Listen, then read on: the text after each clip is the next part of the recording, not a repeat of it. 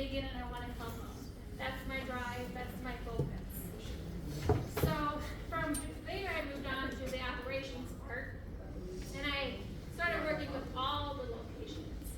I worked in the digital banking realm and worked with online fraud and all. I'm sorry. Can you stay back? Worked with online fraud and all that. So in 2022, after the pandemic, fraud blew up, right? After the pandemic. I mean, fraud has always been bad, but it really has gotten worse. So Bank Midwest took the approach that we need to have a specialized department focused on fraud. Somebody, a team that's really just the go-to. And so we created our own fraud team, our own fraud department, and we're specializing in this alone. So it's really helped in that aspect. So that's what I do, and that's why I'm here today, helping educate the public. So, we'll get started with the presentation. And if anybody has any questions, just jot down on your notes. We'll kind of go through this quickly, and then go over the questions and answer, or I'll try to answer it the best I can.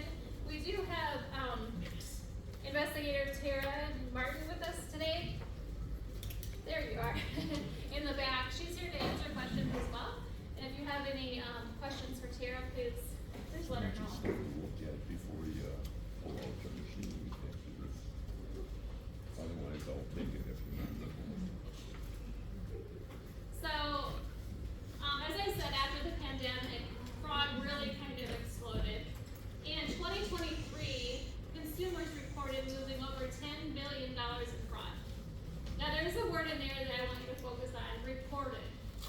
There's obviously more that did not report, but $10 billion is a lot for 1 year for consumers alone. That's not businesses. The most significant losses were from investment scams and imposter scams. I did work a couple investment scams last year.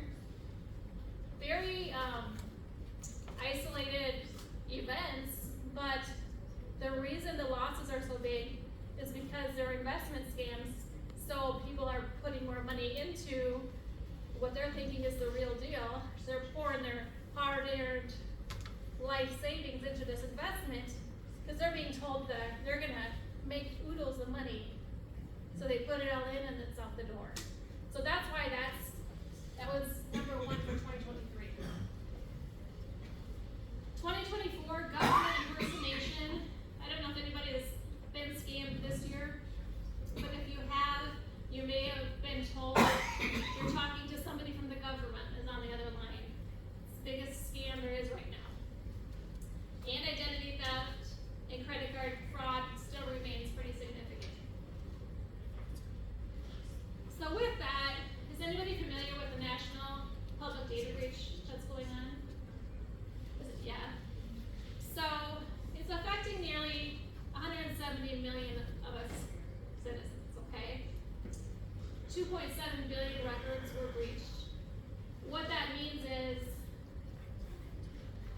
people are getting notified that their social security numbers and their names and address, emails, it's all being leaked in the dark web. Pretty concerning, right? So what does that mean? Well, does anybody not know what the dark web is? How about explaining it more? Yeah. So the dark web it's like a website, but it's like for illegal activity. Like bad people go there to purchase illegal things. Like things you're not supposed to be having in the first place and then selling. Like you can have, I'll just use check fraud. People steal checks in the mail, like business checks, they put them on the dark web. A bad guy will go in and buy a $100,000 check that somebody is selling for $30. Well, they're buying it because they know if somebody wrote a $100,000 check, they must have that much in their account, right? Well, they're buying it for $30, and then they're going to counterfeit it. So that's kind of the dark web. It's not good. So anyway,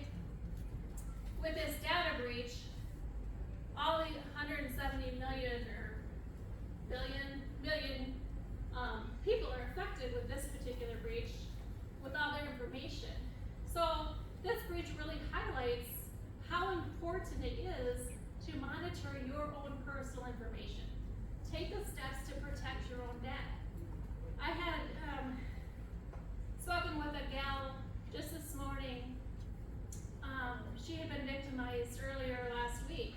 She finally got a hold of me, and I said, "Did you know your social?" Because somebody called in impersonating her and wanted to get her bank information, but we recognized it was a con man, and we didn't give them anything at all. But when we talked to our real customer, we said, "Do you know that your social security was compromised?" And she said, "Well, I just figure everybody's is, so I didn't really think much of it."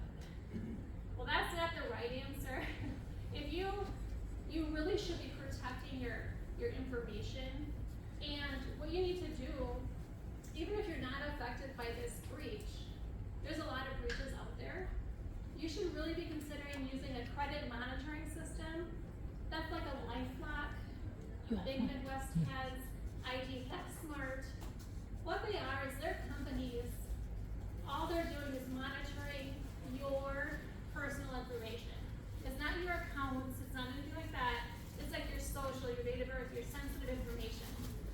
And then they're reaching out to you if there's triggers or hits or suspicious things going on. Okay?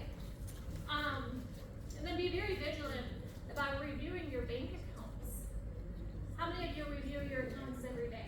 I've got mine. Very good.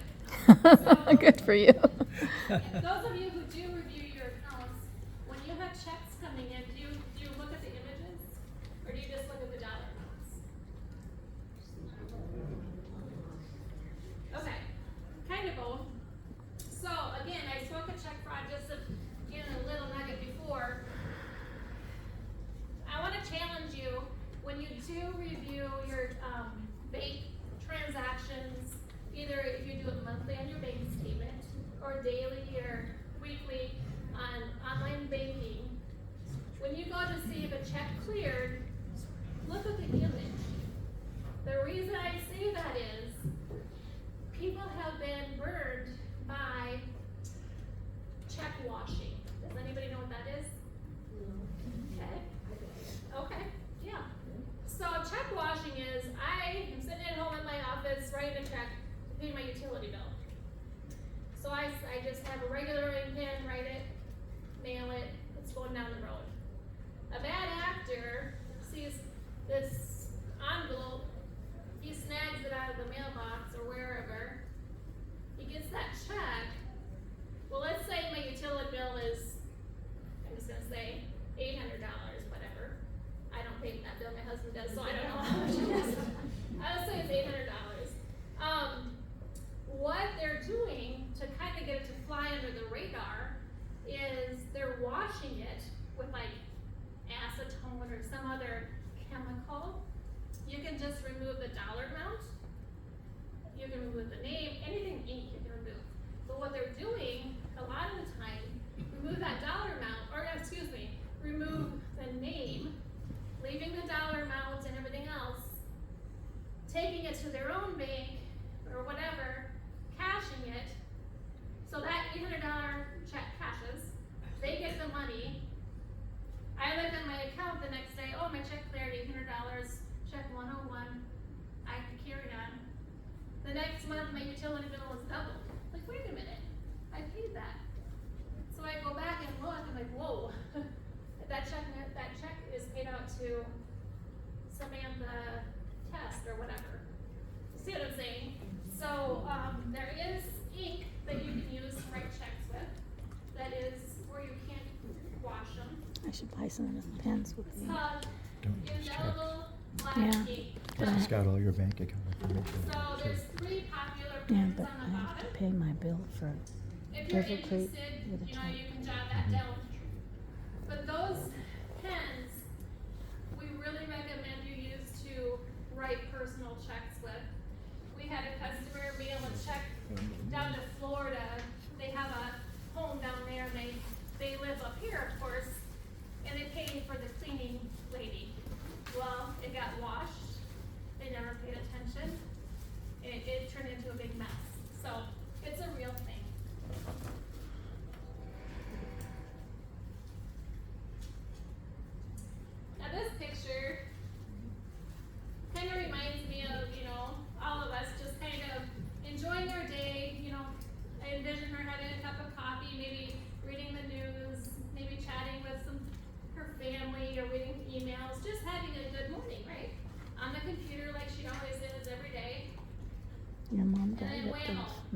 Yep, screen. yep, that's what happened to your mom. How many of you are familiar with this? Yeah, almost everybody, right? So what happens with that frown or that smile on her face? Sheer panic sets in, right? Like, what do I do? Your mind just can't think straight. Your computer's yelling, screaming, beeping, buzzing. You see a phone number. It's logical, right? It's right there. Well, I'm here to tell you, do not No. call the number, okay? Anytime your computer has a virus or it freezes, it's never gonna give you a support number to call. That's not how it works, okay? What I will help you with, this is how, so let me back up. If I can. Well, that screen we just saw Do you need is to sit down? actually, Do you need in to sit down? I reality, can is ask a him if big he wants to. pop-up. Like these Looks like here, these are something's small on. ones that we can click out of. These are annoying as all get out. But and we have to close them. That red one, the annoying one, we can't get it to go away. It's just a pop-up that's taking over our whole screen. There's no exit button, there's no, it's like got us locked, right? We can't do anything. And that's by design by the fraudster. So, what we can do is these steps here. Cool. If you're able to, I suggest disconnect from the internet. It's not really, a virus, but just as a precaution, if your computer ever acts up, just get in the habit of disconnecting the Wi-Fi, or if it's plugged in, disconnect the cord. But you do need to power off your computer to get that to go away. If you don't know how to power it off, there's some hints.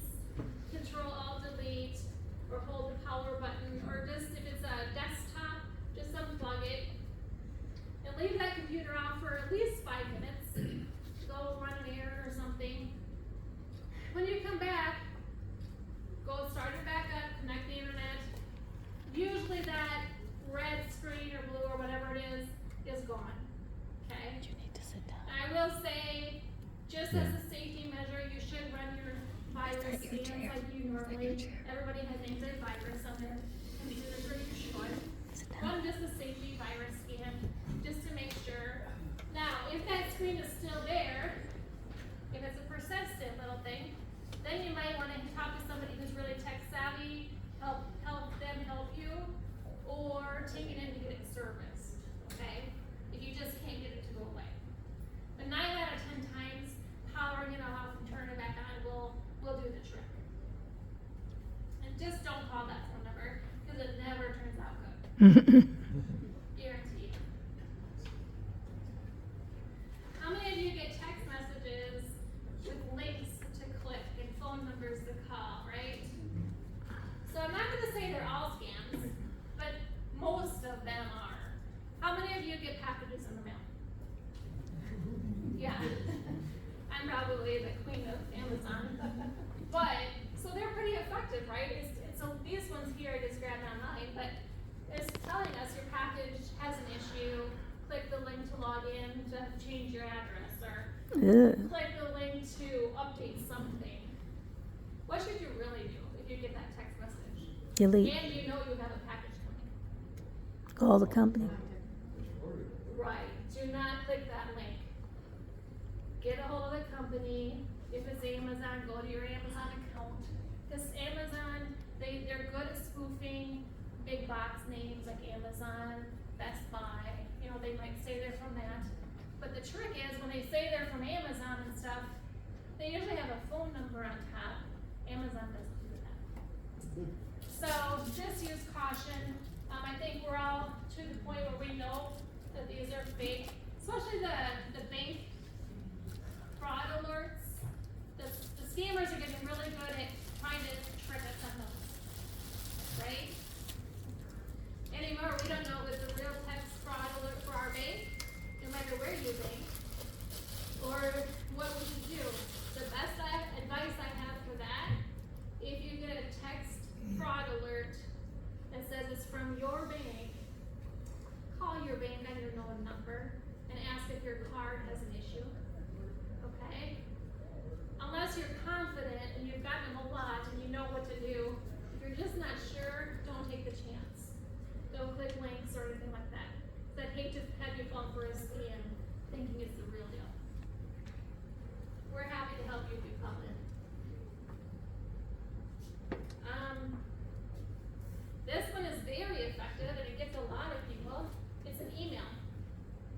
Why is it so effective? It's telling us that, it's got a lot of stuff going on. It's telling us that an invoice is gonna be canceled, and we authorize the payment of $497. Yeah, I get that all the That time. right away gets us riled up, right? We're like, wait a minute, I didn't authorize nothing, especially almost $500. You're mad, you're irritated, you wanna get this handled. But what's it say on the bottom? Thank you for choosing PayPal. You have sent a payment of $497. It's gonna come out today. You wanna stop, call this number. What do? It wants you to call the number, and you're gonna get a great customer service representative on the phone that wants to get in your computer and cause chaos, right? If you have PayPal, then log on to your PayPal. Don't just ignore that email. Go to your PayPal, see if you have a $400 transaction going on. If you don't, trash that email. If you do, work it out with PayPal while you're in their website. Never call phone numbers tied to emails. Always call them from your statements. Like if you get an email from a bank or it's pretending to be your bank, call from your statement. You know, phone numbers on emails can be troublesome, okay? Because there's a lot of spoofed emails going around. Unless you're expecting it, maybe you're working with a company and you're expecting it, we just gotta put logic back in the equation. If you get a random email and say, you owe money, then we need to use caution. Tara? And as far as the emails go, there might be a link to the website, if you need support, but that could be a false front of an email. So what I would do is research that phone number on your own if you don't have a statement. Actually go on the known website that you know. Otherwise, you could just have these false email fronts that look fine, but they won't be. Correct. Absolutely. And then this view invoice link, like Tara was saying, that might be full of viruses, right? Yep, I got a letter today, it says 60 plus. Do you know what that is? It's the Social Security, they're gonna take our money out of our Social Security. Okay. And these people 60 plus, they want money, I wrote a check. Oh. They want money to stop this, the money that, Oh. but no, does anybody else hear this? I just got a letter today, and I don't know, I Yeah. Is it like a nonprofit group that they're trying to? 60 plus, yeah, it's a group of people that wanna stop. Oh. I Yeah, that guess, may be something to research a little and more. they said the senators, they're taking money out of our Social Security. You might wanna research that before you send them money. I don't think I'd send anything. Yeah. I would contact the Social Security and make sure there isn't anything coming Every out, check up. because you shouldn't have to pay to keep what you have. Advising you, she said to call your Social Security office and ask them if they're planning on taking more money out, and if there's a group called 60 plus. Then don't mail your check, if you have not yet. Yeah.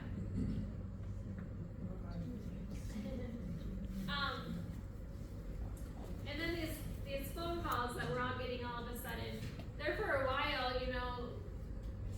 they kind of died out a little bit, but now it seems like every phone call I get from a victim, I always start my conversation at my job, how did this start, this whole ordeal? And 9 out of 10 times lately it's, I got a phone call. So they're very effective. We're used to not answering people we don't know, but they're spoofing phone numbers to make it look like people we know. They're spoofing area codes to make it look local. So as I tell all the people I work with that's been a victim of this, just let it go to voicemail. If you don't know the actual number, if it says unknown call, let it go to your voicemail. It just takes a second to listen to that voicemail. They never leave. Hey Stacy,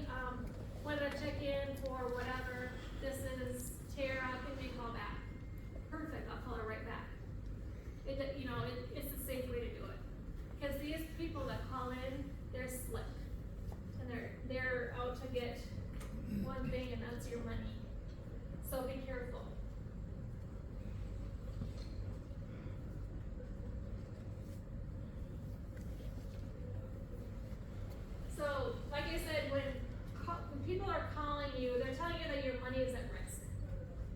And they want you to act immediately. Like everything is urgent, right? If you've been a victim of a scam, everything is urgent. And if they're convincing and say the right things, that you may be conned into believing them, okay? They're gonna scare you enough to keep this from your friends and family. Don't tell a soul. Don't tell your bank. Your bank is being investigated. So don't talk to the bank about it. I heard that one the other day. They're gonna do everything, and then once you push your panic button, they're gonna provide you with a solution to the problem that they're creating. But they're gonna help you. They're gonna be your best friend at this moment, okay? They wanna protect your money by moving it to a safe space. In their pocket. Heard this before? And the way to do that is to go to your bank, don't tell them why, tell them you're gonna go buy some furniture, you're gonna buy this, you're gonna send it to a friend, take your cash out. Okay? Just leave a little bit in there to not raise chaos, but take your cash out, and I'm gonna help you put it in a safe space until it's gonna be government secured, it's gonna be everything. And then we'll deal with it once all this is resolved. Has anybody heard or seen a cryptocurrency or a Bitcoin machine? I have. Oh yeah, California. Yeah. So I think this picture is one from here in town. I got online. Do you know how they work? Okay. So I'm gonna tell you how they work. I'm gonna tell you why not to use them if you don't have a reason to use them. I'll tell you, there's never a legitimate reason to be sent to this machine to put your cash in. Nobody should be convincing you to go to a Bitcoin machine or a coin flip and having you put your hard-earned money into this machine for safety. Because guess what? It's never coming back out. Nope. So how it works is, they tell you the whole line, they have you hypnotized into thinking, everybody's against you, your bank is under investigation, they're gonna freeze all your assets, right? You gotta get your money out of there. They have you convinced. You're almost in a trance. So what do? You go and get all this cash out, and if your bank doesn't convince you at the time, because hopefully if we do our job, we should be asking you lots of questions, and you're gonna get really annoyed with us. But we're only asking those questions because we care about you and your money. That's our only job, is to care enough to, if you want to take out $25,000 in cash, we ask you why. If you don't have any history of doing that, we don't care. We're not being nosy, but we don't want you to go put it in this machine either, because we know what's going to happen if you do. So how these work is pretty interesting. The con man on the line, they're going to be on the phone with you, and they're going to already have sent you a QR code, if you know what those are, those little square codes. And so they're going to be on the phone with you to tell you exactly the address, because just like I did on mine, it's pulled up New Ulm Bitcoin machines. You got it right there. So they're going to tell you to drive to one of these addresses. And then when you get to the machine, they're going to say, I guess you have to select your cryptocurrency, which one you want. So they're going to direct you which one to purchase. You have to accept the terms and conditions. So by you pushing that button, you're agreeing that whatever you do is on you. You don't get that money back because that's on you. You accepted the terms and conditions. So that's the catch-all. That's the be careful point. That's the let's take a 10-minute pause and really think about what we're doing. So then it verifies your identity. Now before all this happens, you've already sent a picture of your driver's license to this con guy, right? They want all your identities. They're really helping you out. They need to help you out. So they get all your identity. They create this crypto account for you on the back end. So you verify your identity. You plug in your phone number, plug in a text that they're getting from the bad guy on the other end that's helping you. Then you scan the QR code on that little reader there, and then it wants you to insert the cash. This is all your cash that you have. You just, the ATM on the left, that gives you cash out of your account. The coin flip machine, you put your money in, and once you put it in, it's gone. So they're encouraging you to put your money in, because we're gonna keep it safe. Once your cash is in there, there's no return, and the transaction's complete. So what you just did is you funded their crypto account. It's not yours, they tricked you, it's their own, it's the bad guy's crypto. And he just made X thousands of dollars. And then usually what happens is, if he knows Jim, you're out, do you want a pad? you're out of money, you're depleted, he's going to vanish. You're never gonna hear from him again, you can't find him online, he's gonna ghost you. And all your Do you money's want one? gone. So it's really scary. So again, there's never a reason to go to that machine unless you actually want to dabble in crypto and you want to put it in there and do it yourself on your own free will. But if you're being talked into it on the phone, hang up the phone and go get some help. Miss, do you want one? I'll give that to her. Give it to her. The coin flip is on North Minnesota Street, Bitcoin is on Broadway Street, and then Liberty X Bitcoin is on Broadway Street. The last one is in Sleepy. Yeah, okay. So there's three. So, who put them in? Yeah, that's what I want to know. Get rid of So them. that's a great question. I'm from Fairmont, and they're popping up like hotcakes. And I said the same thing, why are we allowing these in town? But the businesses, they just, just like ATMs, they're letting ATMs, it's the people who own the machines that make the profit. They're asking the businesses, can we put this here? And if the merchants aren't knowledgeable and know what's going on, sure, like Walgreens has them. No wonder Walgreens is. It's concerning. That's not a scam, you're buying actually Bitcoin. Yes, it's not a scam machine. No, I thought that's what you were. No, it's not a scam machine at Yeah, you're all. buying Bitcoin. Yes, like I just said, if you are wanting to dabble in it Yeah. and do it, it's right there for you. Yeah, okay. Not illegal. That's the difference, you're not. Yep, it's not illegal. Yep. But you can't cash out. It's a Bitcoin. I don't know what it is. Bitcoin is cryptocurrency. The scam is that Yeah, you're depositing it to their QR code, so you're putting it in their account, not yours. What's the old adage, if it sounds too good to be true? Yes, if it sounds too good to be true, it always is. I want that tattoo on my forehead. Yeah. So is the scam when you put the QR code in, you're giving it to them? Is that the scam part? Well, I mean, we have Bitcoin, but we have it through Robinhood. Yeah. yeah, and again, I probably misled you. Cryptocurrency isn't a scam, okay? Bitcoin is not a scam. You can invest in it all day and be successful. My point is, nobody should walk you through the motions on the phone No. when you know nothing about crypto, you know nothing about Bitcoin, and they're driving you to the store and saying, look for the yellow machine, put your cash in. That's the scam. But they're not actually scamming you with that machine. Well, in a way, because they're using that as the driver. To get to their account. Yes. But you're not giving that money to their account, They- you're buying the actual Bitcoin. Well, because they set up the account on the back end. Okay, so then you are giving it to. Then it's a them scam. Through that machine. I got you. They got to get rid of them. Okay. Yeah, yeah. So again, I mean, they're legal. It's not like we have illegal machines all over. They're totally legal. I don't know enough about Bitcoin to answer all your questions, but I'm just saying that this is a very effective scam that people call me about, that they put cash in and it's gone, it vanished, and there's no return.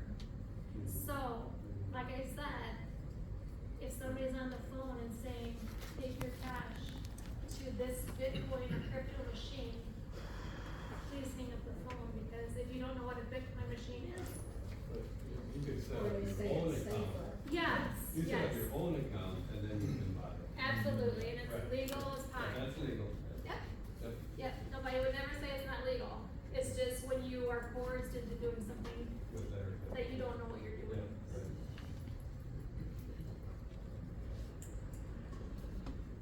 Okay, who uses Facebook and ever, done Facebook Marketplace? Does anybody buy anything on Facebook Marketplace? I do. So what you gotta be careful of is, there's a lot of scams that's going on in Facebook Marketplace world. So, the best advice, and I won't spend a lot of time on this, but the best advice is, if you see something really fun, really good, maybe it's a new couch and it's in mint condition, and gosh, they only want, let's say it's worth $3,000 and they're selling it for $1,200. Wow, that's a steal. I can't go anywhere to get this. I know the person. So you go to show your interest in buying it, and then they start talking to you through the Facebook chat, and they say, gosh, I have 6 other people interested, can you send me a down payment? That's the trick. Never send a down payment on Facebook Marketplace. Even if you know the person, because you know why? Could be spoofed. That person probably just got hacked. Yep. It's not really them. Right. It's happening over and over and All over. right. If you really know the person, get your phone number and call them. Hey, interested in your sofa? Dang it, I'm locked out of my Facebook. That's not me selling it. So bottom line is, they want you to send them a down payment of like $600 to hold it, because they're out of town, but they want to hold it for you. You send them, but they only accept Zelle, Venmo, Cash App. Once you send that, it's just like sending a wire, it's gone, and you're not gonna get it back. So, it's just like automobiles, anything like that. If you see it on Facebook Marketplace, my best advice is to meet in person. Even if you don't know the person, which a lot of times I don't know the person I'm buying from. Meet them in a safe area, well-lit area, give them cash, take your purchase and go home.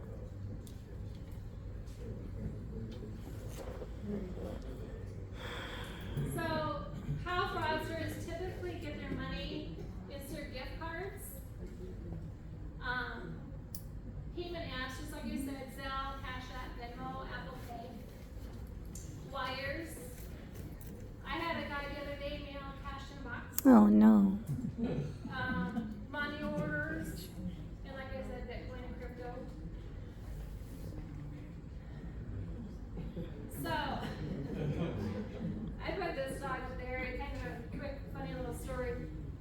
I lost my dog probably a couple of years ago now, sweetest little dog, and my husband wanted to replace him with a new puppy. And I wasn't ready for a dog at the time, and so I kept saying, no, I'm not getting a dog. Right. Well, he kept looking online at Facebook, Instagram, talking to all these people, wanting to go look at these registered dogs. I'm like, you're gonna get scammed. We are not, just stop. So he finally wore me down, and I said, okay, I'm not gonna get a dog off of Facebook or social media. I hear too much of these dog scams. So I went to my Humane Society. They didn't have any puppies there, so I went to, the next thing I went to is the Rescue Network. And I found a puppy, sweet little guy. They turned into a guy just like this, just a goofiest thing. He drives us crazy. And now my husband says, you're the one that got scammed. He hit the jackpot. Yeah. Well, he kind of got me there, but his name is Kramer. But this isn't him, but he looks a lot like him. So, but I want to show you this quick little video about, are you all familiar with puppy scams? Okay, so I'll show you this quick little video. Hi, Mark Vargan, Sandy Hook Promise here. When the government shot his way in. With the holidays fast approaching, many of us are on the hunt for the perfect gift. And maybe you're thinking now is finally the time to get that puppy that you've always wanted. But the Better Business Bureau warns that puppy scams are big time of year. Westry's Marlene Martinez spoke with one dad who says he shelled out nearly $2,000 for a dog that may have never existed. Aww. This spring, Bobby Richardson caved. He finally said yes to getting a family dog. And so we started looking, and a couple of the breeders here in our area just seemed to be a little bit more than what we wanted to spend. Bobby lives in Mississippi, so he started searching online and says he found the perfect Maltipoo from a breeder in Orlando who sent photos and videos. We were very excited. I've always told them, no, we don't have the time for this, but then we decided we would make time, so I was excited myself. I was probably more excited than anybody. Bobby says he communicated with the breeder by email, where she told him the puppy is $700, saying this was a 50% discount. Bobby says he signed a sales agreement and sent the money on a payment app. It took a few days before I even realized that it was a scam. Bobby says the breeder told him she was bringing the dog to the airport. But then he got another email saying he needed to pay more money. $1,000 this time. Oh, for crying out loud. Additional money for. Well, for a crate, a specialized crate that would travel better. And then he got a third request for money. This email asking for $2,000 for vaccines and a permit, which he refused to pay after talking with a vet. You know, this industry, the pet industry, is fraught with scams. We checked in with Holly Sammons, the president and CEO of the Better Business Bureau of Central Florida, after Bobby filed this report on the BBB's tool, Scam Tracker. And oftentimes the scammers will come back to the intended families and ask for more money. You feel like, well, how can I not? Because you really intend on making that a member of your family, when in the end there was no puppy. Bobby tells me he and his wife went to the airport anyway, holding out hope. Of course, there was no dog. And so then all communication stopped. Of course. What was that like? Well, I was heartbroken. It's because of situations like this that Holly says see the pet first or have someone you trust visit before paying up. So really do your homework so that Christmas morning you're not, left with a broken heart. That's why Bobby says he's sharing his warning with others this holiday season. If it seems too good to be true, more than likely it's too good to be true. Now he says his family's hearts are full again. The month after losing Cody, they found a real dog. And we went with a local breeder here in Central Mississippi, and we named him Colby and have fallen in love with him. In Orlando, Marlene Colby. Martinez, West 2 News. Big cheese. Bobby says he was able to get his money back with help from the payment app and his bank. Yeah. Yeah, that's hard to do. So this is, I've had several puppy scams reported to my office, and it is heartbreaking because these poor people are at home, they're lonely, they want a dog, and they find one online, and they see these adorable pictures, and they keep sending them money for vets and bills, money for crates, and just like you said, it's a racket, and they're out all these thousands of dollars with welcome money. So be careful if you're in the market for a dog. So how do you feel after being victimized or targeted?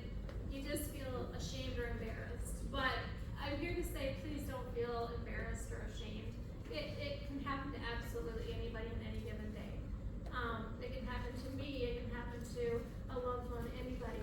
It just is, it's things that we know the red flags, we know all this, but when we get busy, we kind of forget.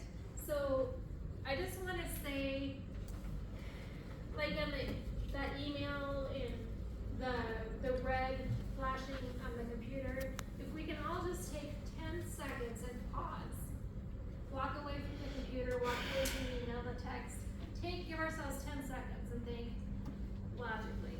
Sometimes logic goes behind us. Put it back in focus and say, okay, does this make sense? What I'm doing, does this make sense? I guarantee it's going to help you if you just give yourself 10 seconds to stop and think about the situation, no matter what it is. And it's nothing to be embarrassed about. In fact, I want you to tell your story. If you did ever get scammed or about to lose money or anything like that, tell your friends.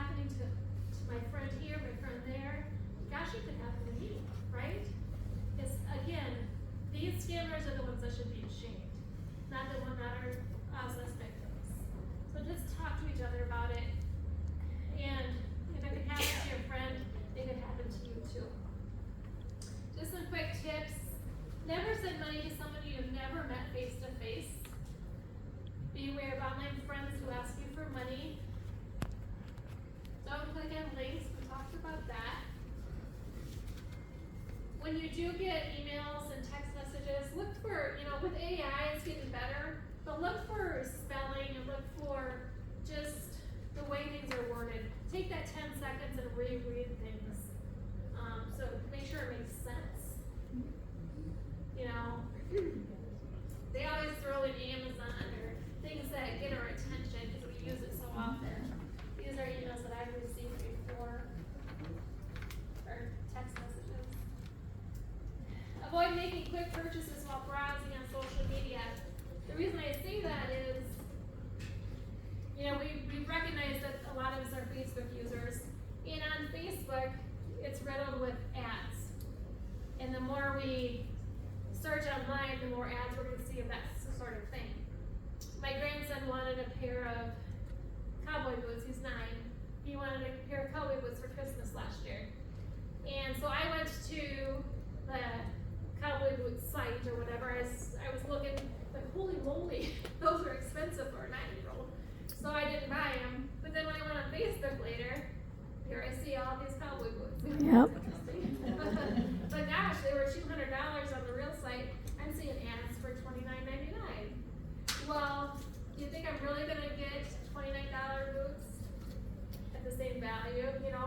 If it's too good to be true, it's not really. So be careful. If you find an ad on Facebook or any social site, that's great. You can be interested in it, but go to the real site to see if it's on sale there.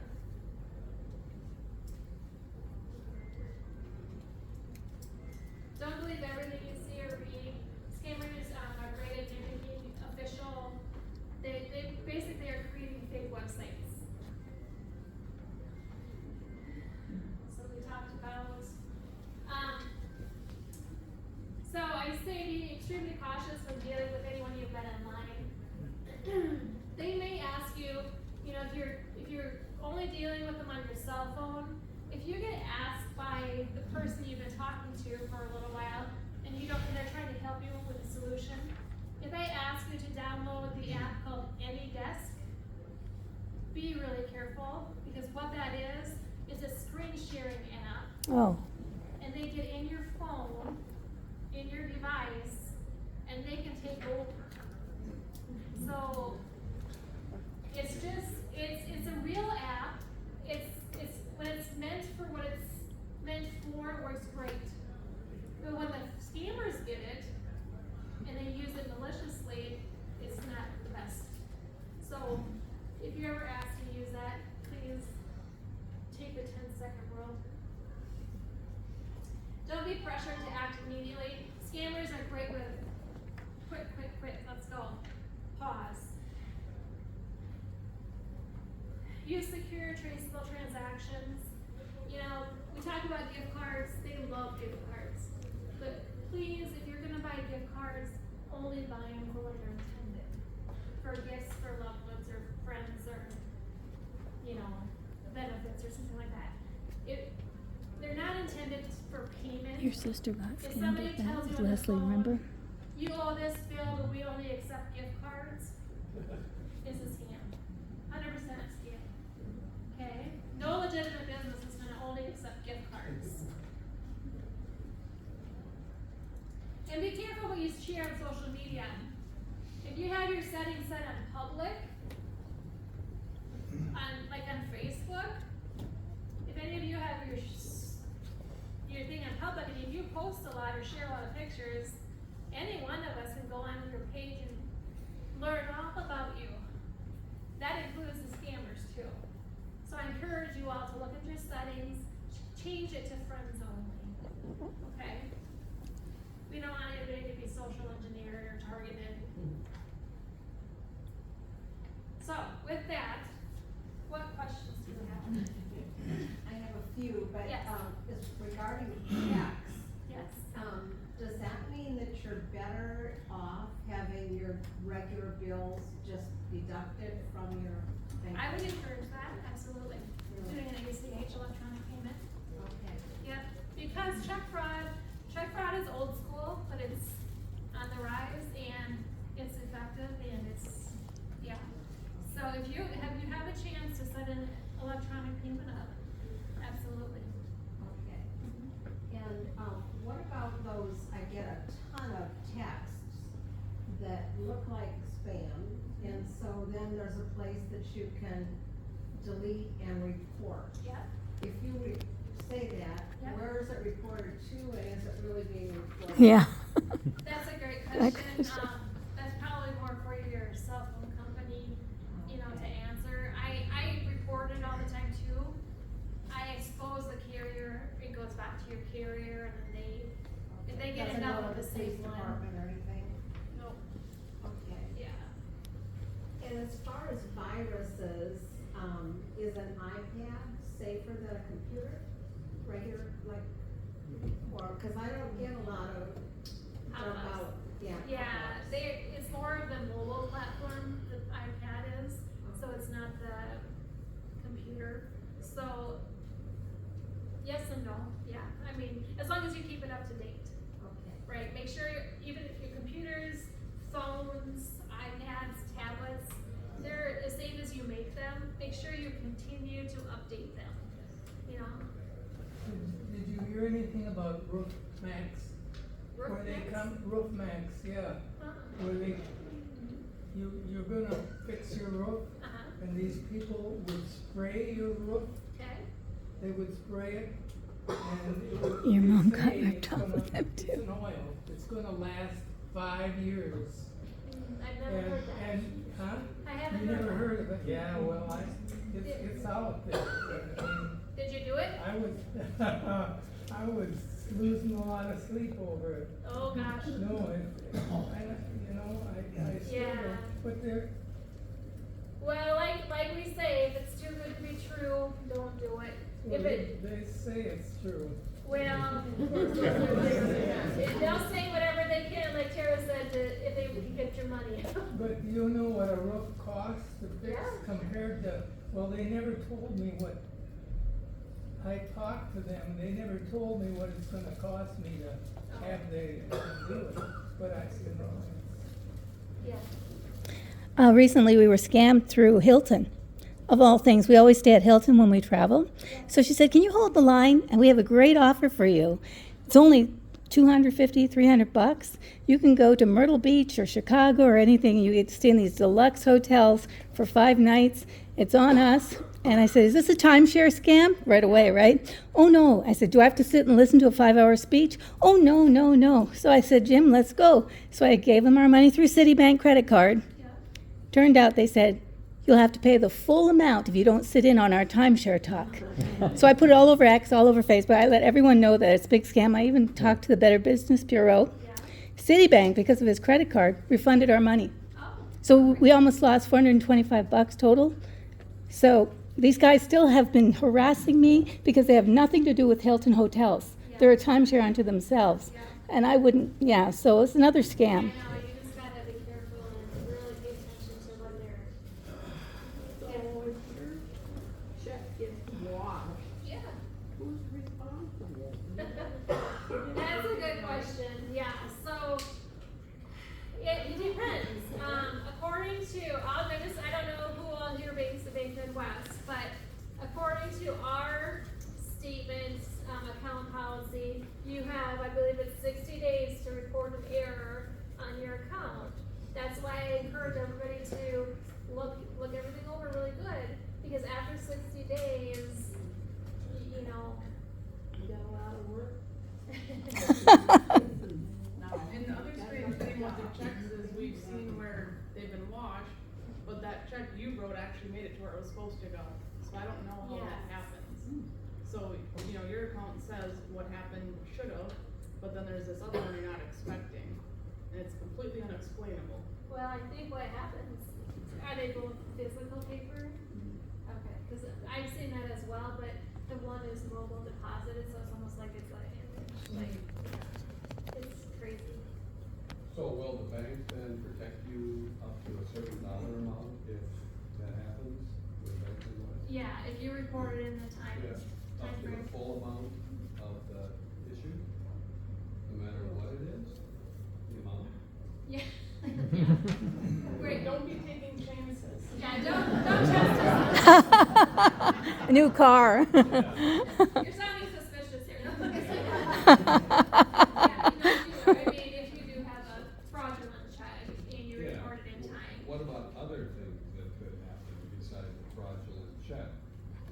It depends on what it is. I mean, Give us a couple examples of what you've seen happen. so like if you go to the store and purchase $2,000 in gift cards, it's just like cash. We can't cover that. You're not gonna cover that. Right.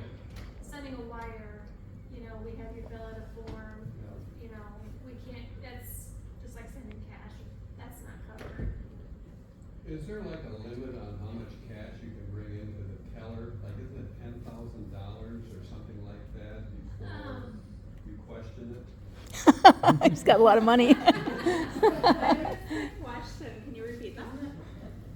Well, repeat the question? Yeah. Yeah, let's say a person walks into your teller and has $10,000 in cash. Yep. Is there a limit on how much you can actually accept from a person in cash at the There's teller? not, There isn't once that. it goes over 10,000, we have to do a CTR, it's a currency transaction report. It's just required by banks, really doesn't go against you or anything. If, it's more suspicious if you try to avoid having those done. We have had people structure deposits, so, which Stacy's aware of. If you come one day and make a $4,000 deposit, next day you do like 7, that looks more suspicious than just bringing it out. Like money laundering? is what Correct. you're Yep. Trying to stop people. Right, from we're doing just that trying to over monitor, social yeah. security. Yep. Yep. If you've been told by a credit card company that your social security number or your email address is out on the dark web, Yeah, should you go to one of those Equifax yes. and put a credit hold on your account? and all Yes, that? I strongly encourage you to do that. Call one or all 3 of the credit bureaus. Typically I hear if you call one, they talk to each other and freeze all of them.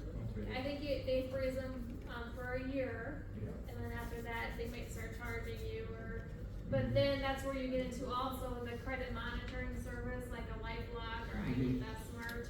That's very highly recommended too, especially if you know your socials on the dark web. So if you belong to like LifeLock, they'll do that for you? Put it on hold? Or?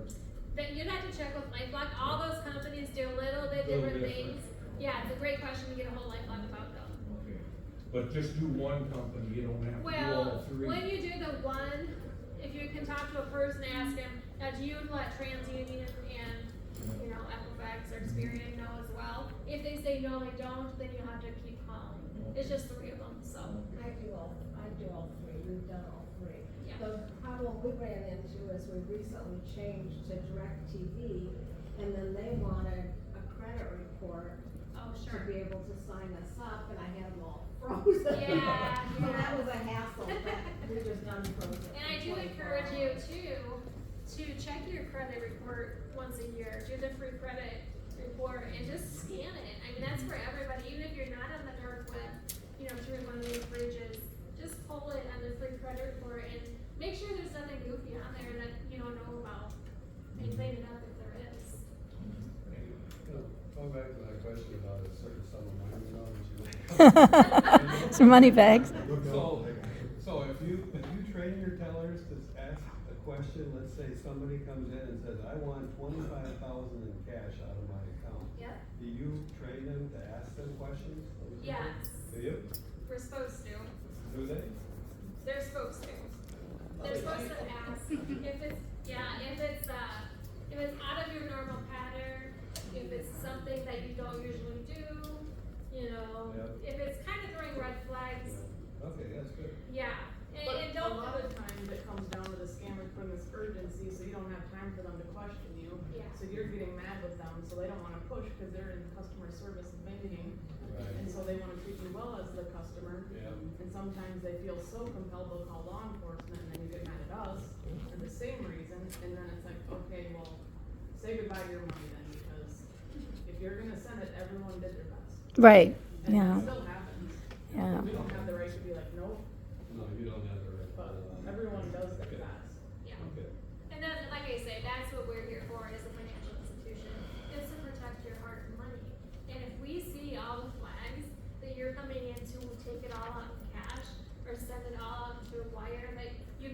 before, that's all we're doing. We're not trying to stop you from moving your money out of our bank. That's your own prerogative. But if we think you're sending it out to a scammer, then we kind of step in and ask a lot of questions because we don't want you to lose your money. That's the last thing we want to do. Until maybe 3 years ago or so, every time my wife and I were going to take a trip out of town, we were supposed to contact our credit card companies, find a little number on the back, call in, Yeah. and tell them you're gonna be in so-and-so for 2 weeks, and then over there for 2 weeks, and then you'll be back home. However, they have stopped wanting that in Yes. recent years. Why is that? And this is your credit card companies? Yes.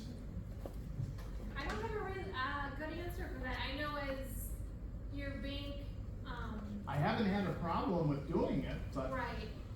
As far as your bank and your debit cards go, we still like to know that. Yeah. Because we can put notes on there and say you're traveling to Colorado for a month or whatever. And then our debit card, monitoring system, if it sees you're out of your normal footprint, and if we don't have the note on there, you should be getting. And I do go to Bank Midwest because I have an account there and Yeah. tell them. Yes. And we usually have a nice visit with somebody who's there. Yes. And, but the other credit don't card know why companies the that are credit cards- big, really big companies, they don't want that anymore. They might have a completely different risk rating system going on. You know, it's all in, metrics and I don't know. That's the first I've heard of that, to be honest. I don't know. Yeah. Is anything being done to stop the scammers, like police departments or sheriff's departments, or I don't know. We do as many FBI? of these as we can, because the only way to stop it is to get you from not going forward with it. Because the people are constantly evolving, They are. make this their full-time job to scam people, they're very effective. And it's no effort for them to just keep doing it. And how do you track that down when we're not in the United States? They're right. They're not in the So- United States. Brazil. Yeah, or the money is like sent from here to an account and then immediately gone to another country. And so what can we do with that? You can shut that account down if you have the right kind of case or freeze it, but they'll just make a new one and so we just do this and give people perspective and I guess I have advice in general for these. If you're looking for something, great, be cautious if you're pursuing some sort of service or product. But a lot of times these scams are unsolicited. You weren't looking for them. There's a lot of urgency and they're your best friend until you slow everything down and don't go at their pace and then they have zero customer service. And so that's not how you should be treated if you're truly a customer, they're there to help you. And so she says 10 seconds, I would wait 10 minutes a day, a week, and just see how it goes, but they just live off that urgency. And that's how they get you by preoccupying you, isolating you. And threats of arrest, we wouldn't threaten to arrest anyone if we wanted to, and we had a reason to, we would just do it. We don't. You know what I mean? Yeah. Like, I'm not gonna convince you I'm an officer and I'm gonna send another officer to go arrest you. That's not how it works. But that's what these people do, and they'll send like a fake ID and say they're gonna come and arrest you if you don't pay this money now. But we wouldn't do that. And we certainly don't accept gift cards, like she said. And in town as police officers, we don't accept money anyways. Right. That has to be the court or at the jail, that's not us. And so if there's ever a threat of a law enforcement arrest, call us. And we'll talk through it or we'll help you out, we're open 24/7. And so my advice for all of it is just to slow it down, solicit someone else who's not involved, if it's a friend, family, whatever it is, and get some input, some time away from it, and you'll be a lot better off.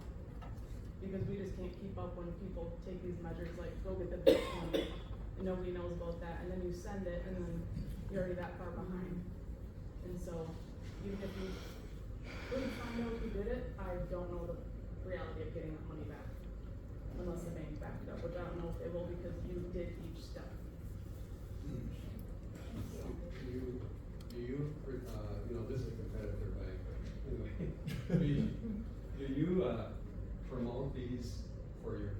card, that sleeve that you put around your credit card, so when someone walks by you when you're somewhere, they can actually catch the information off of your credit card unless you have it in a sleeve? I know we used to have sleeves, I don't know if the branches if they do anymore. No, we don't have those anymore. They work. Get wallets like They that. do, but as far as the dark web goes, that's where the information's compromised and that number is sold, and then someone finds a way to duplicate that card and slide it here, and you've had it the whole time. The way that What do you credit card, mean? so the way that debit card numbers get compromised Yeah. is, say you go, I'm just gonna pick on Walmart, just cause they came to my mind. You go to your nearest Walmart and you buy your groceries, right? You go home. If somebody, a bad actor, goes into Walmart's data and steals their Right. debit card file, now they have your information. That's usually how a debit card compromise works, and then it goes on the dark web and people buy those numbers. But this is protecting you if someone walks by you Right. with That's a a tool scanner, yeah, a real person. that Yeah. walks by you close enough to catch your information Yeah. off that magnetic strip. And is that common? Does that really happen? I don't know of it happening Yes, it because, I know it happens, but I don't know, I've not heard of it Mm-mm. here. Well, it's such an easy way to do it, Yeah. just put your credit card in one of these little sleeves. Yeah, it doesn't hurt, it's just. Yeah. My husband for many years had a good return on his tax. He was always paying in. And then it turned out that we found out someone had gotten into his social and wanted to collect all his return from his taxes. So now every year the government sends us a new tax ID. They caught it, but they said now it's getting worse. People are trying to, from a different country, try and take your tax return. Right, Jim? Get those Yeah. taxes done as soon as you can, so someone else doesn't do it for you. That's right. That's what I do, so. Any other questions? Well, and the taxes, is that by using TurboTax or something? Our online? accountant, our local, Evie, she did all our taxes, and then one day she alerted us and said that we had to get a special number, and they sent it through the government. So it's good to have a real accountant if you can, instead of doing it yourself. That's what I think, but. What if you just do it by hand? I don't think it matters how you are doing it, Yeah. it's just somehow someone else did it, so when you try to, you can't, cause you've already filed. Someone else files your number. So if they have your number. Somehow they do it, yeah, I don't know how to prevent that. The IRS recognized that something suddenly changed. Yeah, the IRS was the one And on they're it. the ones who notified us Yeah. that. Yeah. But they said it was different country. So if I'm hearing you correctly, if somebody out there thinks they're getting scammed, they certainly could contact the police department before they send them off $25,000 or $5,000.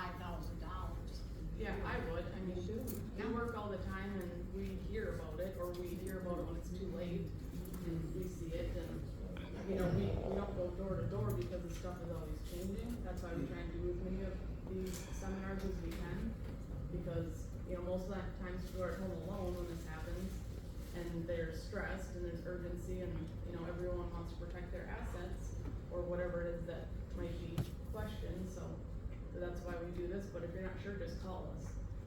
And you'll wanna make sure you contact your bank as well and let them know that you were possibly compromised, because when you're in that situation, they're really quick and smooth, and they get information from you without you even realizing it. So let your financial institutions know, cause we can monitor things on the back end, watch your accounts, make sure nothing suspicious takes place. Even if you think you didn't share anything, it's always good to have another set of eyes on it. His mom was the chief scammed target under the sun. Those guys came door to door saying they would pave her driveway. I mean, be careful who you let, because they're usually out fly by night, out of town, and you've lost $2,000 or more dollars. So whoever comes to your door, be real careful. Yeah, I would say unless you know someone who's already got that service and it worked out for them and it was worth it, probably don't do it. Because they're never gonna have an actual reference of someone who said, yeah, it was a good deal. You know, we're in town for this time only, there's your urgency, we need the money now, urgency, and then they're. This is for Tara. We never get the kid in jail call, but we get a lot of, this is the St. Paul Police fundraising. What is with that call? I don't know, they just change it up, see what works best. Okay. As far as the grandparents scam, the kid in jail, Yeah. usually if you say, oh, is it my son or grandson, and name someone who's not in your family, they'll say yes. And that should be your cue right away, because they're just feeding off what you're providing or they found on the internet. So feed them with some lies, see if they acknowledge it, and then you'll know this isn't what it seems. But again, do your own research if you did want to support them, or call someone and have them do it.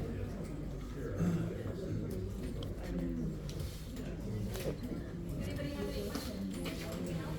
Yeah. Credit monitoring services, how do you find out which ones are legitimate, you know? Yeah, so, I mean, I say like LifeLock, because that's all over that's one of the bigger ones. And then David West offers, ID Theft Smart, and the girls at the brand can talk to you about that too. Those are the two, there are several others, but again, they all have their bells and whistles and what they offer. So just kind of do your research and see what works best for you. I know the one at the bank is only $5 a month. It's very inexpensive for what you get. So.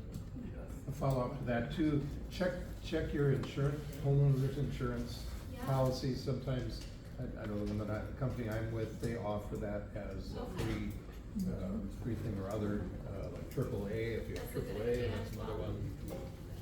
I think those are after it happens, so they don't monitor it every month. They'll pay. But they'll pay whatever it costs you to recover, you know, it's more of an insurance thing than a monitoring thing. That's what it is.